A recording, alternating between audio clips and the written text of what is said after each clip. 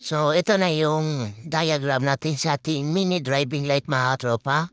So, nilagyan ko ng mga palatandaan para hindi ako malito. So, itong H mga katropa, pagsamahin niyo lang po yan sa number 87. Ayan. Pagkatapos mga katropa, yung L naman, yung low, pagsamahin niyo po ulit sa number 87. Pagkatapos mga katropa, yung ground, ayan. Ang nag-ground po yung letter G mga katropa. So itong number 30 mga katropa ay ito yung papuntang battery. So irerekta natin ito mga katropa sa battery. At may kasamang fuse po ito mga katropa. Nasa inyo po kung 10 amperes o 15 amperes. At pagkatapos mga katropa, punta tayo sa domino switch. So itong 86 mga tropa ay ilagay natin sa domino switch na on. Kahit saan din mga tropa, pwede nyo pong pagbaliktarin. So ayan. Pagkatapos yan mga katropa, ay dito tayo sa ground, sa number 85. So, yan, pagsamahin niya lang po yan lahat mga katropa. Yan, pag pasama niyo na po yan lahat mga katropa, ilagay po natin yan sa negative sa battery. Rekta rin po natin mga katropa kasi mas maganda po yan at walang kaagaw ang ating mini driving light. At punta naman tayo dito mga tropa sa ignition switch. So maghanap tayo ng accessories where dito mga tropa. So dito mga tropa may makita kayong sakit na dalawa. So magkasama po yun.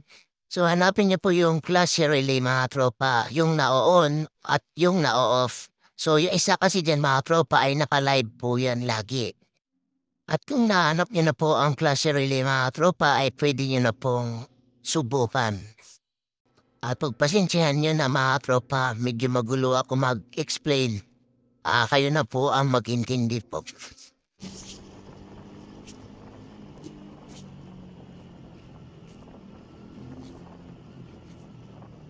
Kaya diskarte ni boss.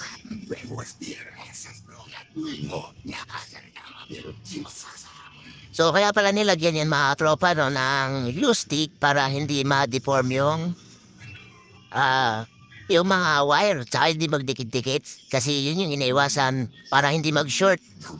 Tsaka safe, paniwanan mo pa. Tsaka para walang pollution mga tropa. Ayan, safe na safe yan.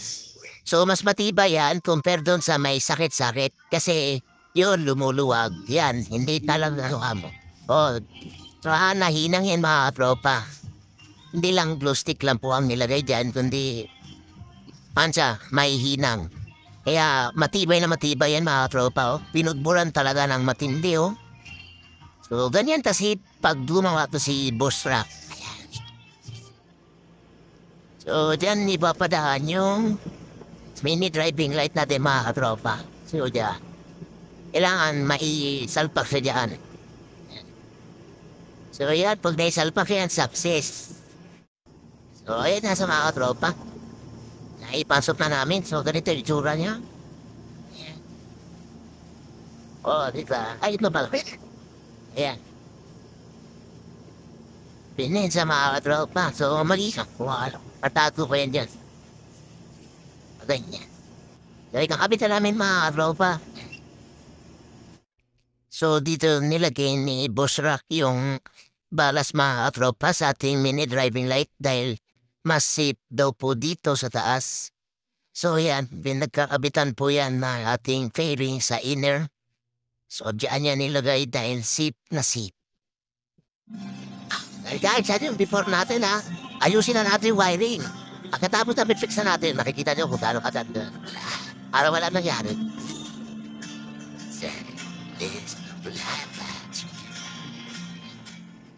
So, ito na yung pinaka-finish product mga tropa sa...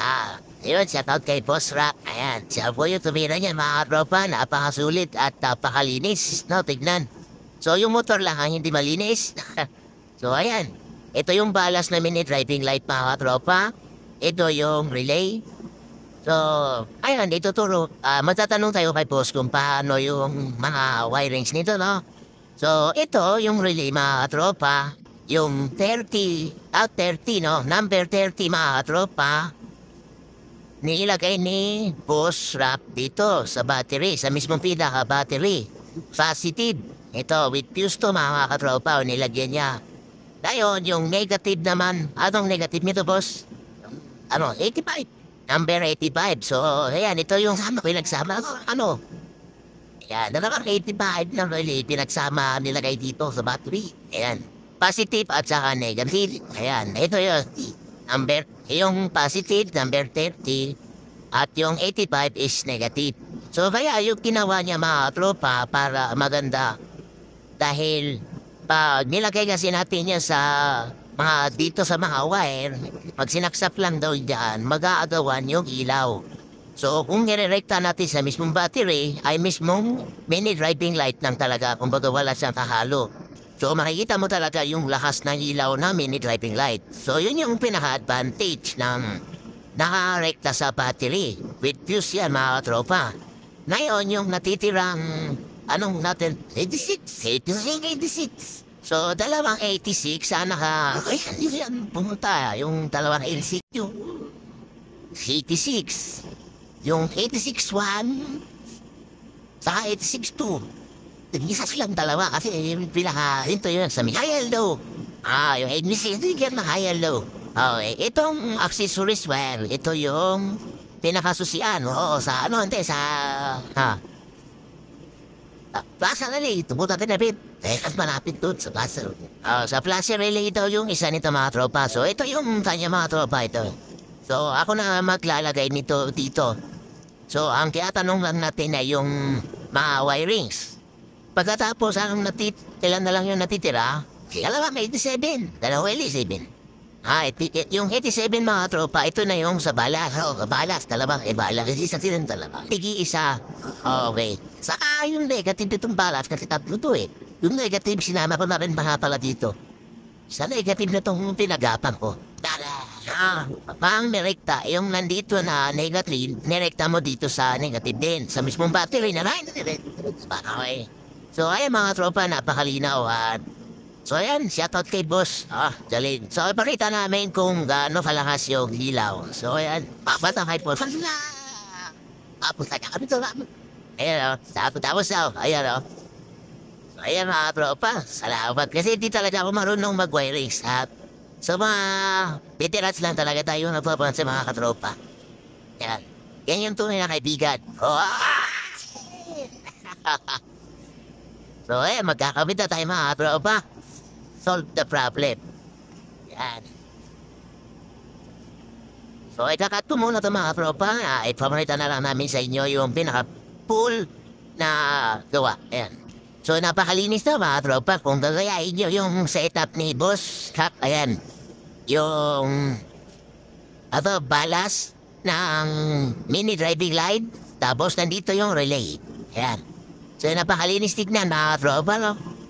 Yung motor lang, hindi ba linis? Grabe, lakas. Lakas. Nakita niya yung